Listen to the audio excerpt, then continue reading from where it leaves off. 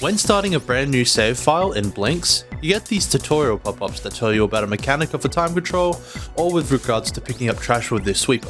There's also pop-ups of certain areas where it won't tell you how to solve it, but it will nudge you in the right direction. There's one pop-up that will appear in 1.1 specifically, and it has to do with the first button. Normally, you jump on the top of the button and it will activate an object. With this level, it opens this door, but if you don't jump on the button straight away, and instead stand near it or run around it, you'll get this funny message. As far as I know, this is the only type of tutorial message that comes up. Everything else is usually informative or helpful.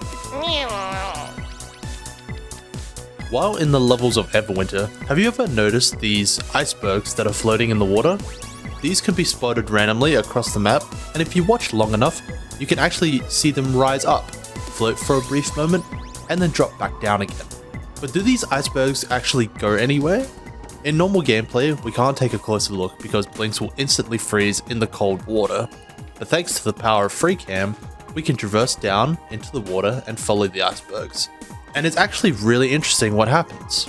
The icebergs break into pieces and crumble when dropping down.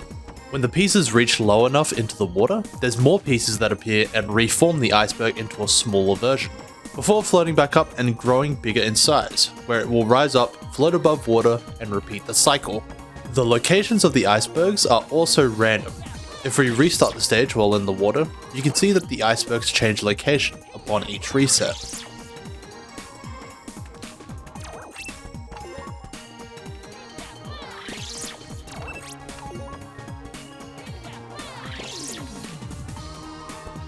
In the Juggernaut boss room, there are 5 pieces of trash that are placed in the boss arena. These pieces of trash will get replenished if it's already been swept. The room also follows a 5-second timer. Every 5 seconds, the game checks to see if a piece of trash has been swept in this room.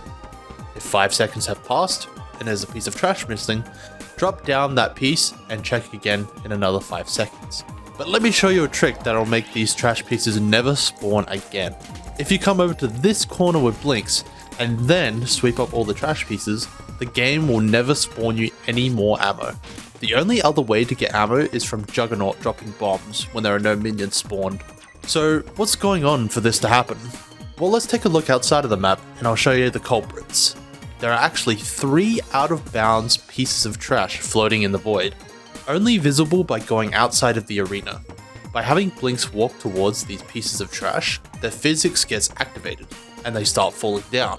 And if you do that, these pieces of trash will keep trying to respawn every 5 seconds, which makes it so the trash inside the arena stops spawning forever, because it keeps trying to spawn the trash that's outside of the map. So if you're ever in Juggernaut's arena, don't go over to this top left corner. Speaking of trash falling out of the map, in the last Blinx Facts video, I went over some objects that can fall out of the map. So I'll go into more detail about this and show some more examples of trash falling out of the map. Some notable spots where trash can fall is in 2.2 next to the chronoblobs, 3-1 outside of the spawn room where there's actually a heavy log that you don't usually see, and also in 3-1 up above with the trampolines. There's a piece of trash here that falls through the map too. So what makes them fall through the ground? Well, my guess is that it's not placed correctly by the level developer. But why do they only fall down when Blinx walks towards it? So, Blinx has an activation radius around him. When Blinx is in range of an object, that object's physics/animations gets turned on. You can see a good example of this with time monsters. When you get far enough away, they stop bouncing and flying around, and are stationary until Blinx gets close enough. So once you get close enough to one of these incorrectly placed trash, the physics turn on and the trash will start falling. So why does Blinx have an activation radius around him? Most likely to save on resources back in the day, because if you can't see or you're not near anything, why worry about its current properties? Just turn it off. Have you ever tried to stack a piece of trash on top of another and it squishes it? And then another time when you try stacking it and it works? It all has to do with if a piece of trash has been shot out. So here's how stacking works in Blinx. There's 2 types of trash. Pieces that haven't been shot and pieces that have been shot. Trash that hasn't been shot has the ability for other trash to be placed on top. And trash that has been shot by Blinx or time monsters are unable to have any other piece of trash on top. It'll just get squished. So if you want to stack trash, make sure you're shooting on top of a trash that hasn't been touched yet. With this funny mechanic, you can do stuff like jump out of the map and die.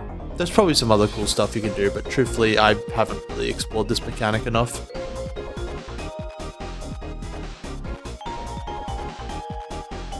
And while we're on the topic of trash, here's all the trash in the game and their value put together, from best to worst. So look at this if you're thinking about taking back some trash to get some gold.